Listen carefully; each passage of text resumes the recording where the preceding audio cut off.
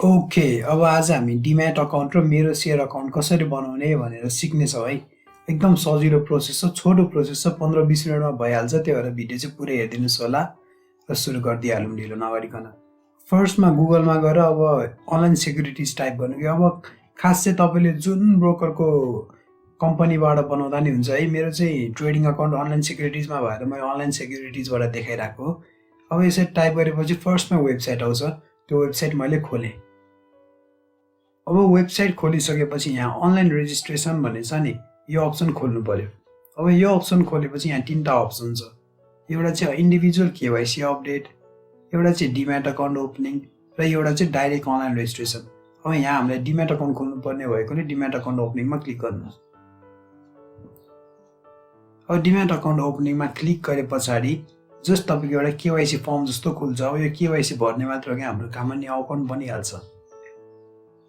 Okay, अब फर्स्टमा चाहिँ तपाईँको नेम हान्नु। यहाँ अब तपाईँको फुल नेम के हो? सपोज मेरो नाम आर्यन हो भने मैले आर्यन नेपाल हान्ने। त्यसैसँगै तपाईँको डेट अफ बर्थ हान्नुहोस्। अब तपाईँले यहाँ सिधै सेलेक्ट गर्न नि मिल्छ। सपोज तपाईँको डेट अफ बर्थ चाहिँ जेठ 10 गते र कुन सालमा भने 2056 साल, यसरी हान्नुहोस्। अब तपाईँको जेन्डर हान्नुहोस्। यहाँ मैले मेल हाने। अब मेल हानेपछि तपाईँको नेसनालिटी हान्नु। यहाँ तपाईँको नेसनालिटी त पक्कै नेपाली होला, त्यसैले यहाँ मैले नेपाली लेख्छु है।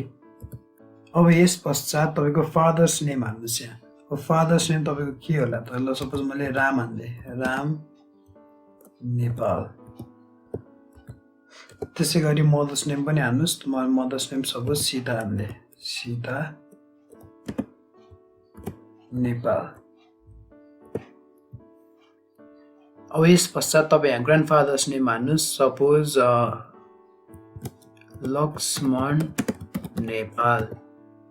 त्यहीसँग तपाईँको यहाँ husband wife name, son name, daughter's name हान्दा नि हुन्छ, नहान्दा नि हुन्छ यिनीहरू चाहिँ। अब तपाईँले खास भर्नुपर्ने मेन भनेको चाहिँ यो एस्ट्रिक दिएको छ नि जहाँ यो एस्ट्रिक साइन भएको मात्र भर्दा हुन्छ कि। अब यदि तपाईँ 18 वर्षभन्दा मुनि हुनुहुन्छ भने चाहिँ यो टिक लाएर यहाँ तपाईँले आफ्नो गार्जियनको नि डिटेल्स दिनुपर्ने हुन्छ। तर हामी धेरै जस्तो सबै बालिक नै छौँ भन्ने बुझ्छु म। यस पछाडि टाइप अफ क्लाइन्ट, तपाईँ कस्तो खालको क्लाइन्ट होमा पर्सनल भन्नुहोस् र सब स्टेटसमा तपाईँ लोकल पर्सन भन्नुहोस्। यस पछाडि तपाईँ सिटिजनसिप नम्बर भन्नुहोस् आफ्नो। सपोज मेरो 123056 भरे तपाईँको सिटिजन नागरिकतामा कुन नम्बर छ त्यही नम्बर भन्नुहोस् है। र कुन डिस्ट्रिक्टबाट इस्यु भएको, सपोज मेरो काठमाडौँबाट भएको है, म काठमाडौँ भर्छु। इस्यु भएको डेट भन्नुहोस्। अब सपोज मेरो यो सालमा यति दिन यति गते भएको अरे भन्नु पऱ्यो मैले है। अब यस पछाडि तपाईँको पासपोर्ट नम्बर भन्नुहोस्। छ भने, छैन भने यिनीहरू भर्नु पर्दैन, किन भन्दा एस्ट्रिक छैन। एस्ट्रिक भएको मात्र भर्दा हुन्छ। अब यस पछाडि तपाईँ ब्याङ्क अकाउन्टको डिटेल्स भन्नु। तपाईँको ब्याङ्कको नाम के हो? सपोज ब्याङ्कको नाम मेगा ब्याङ्क हो भने मैले मेगा ब्याङ्क लिमिटेड भर्छु। ब्याङ्क अकाउन्ट नम्बर भर्नुहोस् तपाईँको।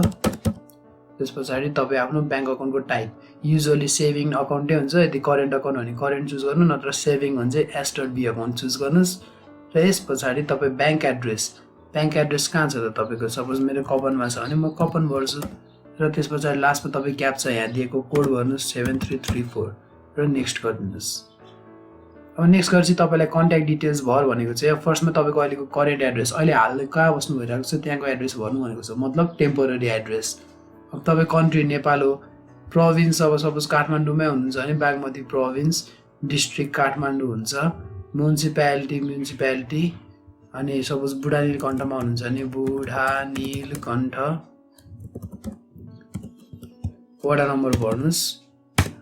र तपाईँको टोलहरूको नाम, ब्लक नम्बर भर्दा नि हुन्छ, नभर्दा नि हुन्छ। यति चाहिँ 3टा चाहिँ, तर मोबाइल नम्बर चाहिँ भर्नु पर्यो। सपोज मेरो 9860123456 गरी भरिदिएँ। र मेरो इमेल सपोज abcd@gmail.com। आफ्नो फोन नम्बर र इमेल चाहिँ एकदम करेक्ट दिनु होला, किन भन्दा तपाईँको म्यासेजमै आउँछ है मेरो सेयरको आइडी, पासवर्ड अनि डिम्याट नम्बरहरू चाहिँ। अब यस पछाडि तपाईँको पर्मानेन्ट एड्रेस भन्नुपर्छ। तपाईँको पर्मानेन्ट एड्रेस तपाईँको हालसालको टेम्पोररी एड्रेससँग सेम छैन भने चाहिँ तपाईँ यहाँ भन्नु। सपोज तपाईँ झापाको हुनुहुन्छ भने यहाँ कन्ट्री प्रोभिन्स 1 झापा सेलेक्ट गरेर अहिलेको जस्तै एड्रेस हाल्नुहोस्। यदि तपाईँको पर्मानेन्ट एड्रेस र अहिलेको टेम्पोररी एड्रेस सेम हो भने चाहिँ यहाँ टिक गरिदिनुहोस्, आफै भरिन्छ। यसरी नेक्स्ट स्टेपमा जानुहोस्। नेक्स्ट स्टेपमा तपाईँले आफ्नो अकुपेसनको डिटेल्स हाल्नु पर्यो। सेलेक्ट बिजनेसमा अब सपोज म स्टुडेन्ट हो भने मैले स्टुडेन्ट हाने। त्यस पछाडि मेरो इन्कम 1 वर्षमा कतिसम्म हुन्छ भन्दा 1 to 2 लाख हाल्ने। अब नेक्स्ट गर्ने। अब नोमिनी डिटेल्स भने चाहिँ कस्तो हो भन्दाखेरि यदि केही गरी तपाईँ बितिहाल्नु भयो भने तपाईँको अकाउन्ट, तपाईँको खाता, तपाईँको सबै सेयरहरू कसलाई दिने भन्ने हो। अब यो नोमिनी डिटेल्स चाहिँ सपोज मैले मम्मीलाई राखेँ भने मेरो यहाँ ममको नाम हाल्छु है मैले। अघि मैले के पो राखेको थिएँ, सीता राखेको थिएँ, सीता नेपाल। त्यस पछाडि मैले रिलेसनसिप भनेर मदर हाल्छु। यो चाहिँ नभर्दा नि हुन्छ है, तर सिटिजनसिप नम्बर हाल्छु मम्मीको होइन, मम्मीको सिटिजनसिप इस्यु भएको डिस्ट्रिक्ट।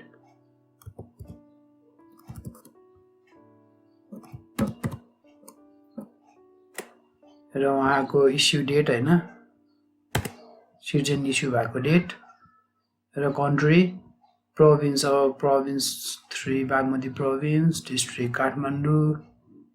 त्यसरी म यहाँ मम्मीको सबै डिटेल्स भर्छु है। अब नेक्स्ट गर्छु। अब नेक्स्ट गर्दा तपाईँले यहाँ चाहिँ आफ्नो सबभन्दा इम्पोर्टेन्ट पार्ट हो, यहाँ आफ्नो अकाउन्टको खातामा हुने डकुमेन्टहरूको फोटो हाल्नु पऱ्यो। अब तपाईँ यदि रियलमै अकाउन्ट खोल्न गानुभयो भए तपाईँले नागरिकताको फोटोकपीहरू चाहिन्थ्यो, तपाईँले त्यो केवाइसी फर्ममा लास्टमा आफ्नो घरतिरको एउटा चिनेको ठाउँबाटको म्याप बनाउनु हुन्थ्यो, त्यस्तो बनाउनु हुन्थ्यो नि। हो त्यस्तै कुराहरू सबै तर चाहिँ फोटोको फर्ममा भन्नु पऱ्यो।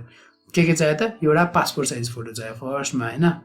पासपोर्ट साइज फोटो सपोज मैले चाहिँ के गरेँ भन्दाखेरि मैले ल यो मेरो फोटो अरे यसरी हालिदिन्छु।